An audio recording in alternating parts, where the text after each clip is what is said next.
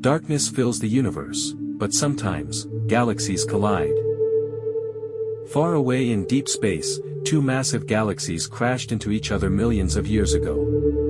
The collision created a glowing ring of stars, gas, and cosmic dust. This strange object is called the Mayall Object, also known as ARP-148.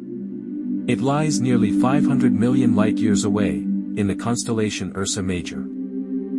At the center are two interacting galaxies, still distorted by gravity.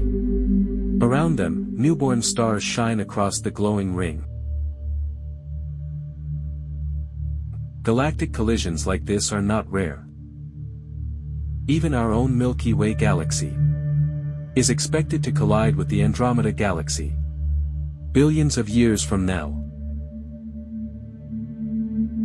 This breathtaking image was captured by the Hubble Space Telescope, revealing a cosmic event frozen in time.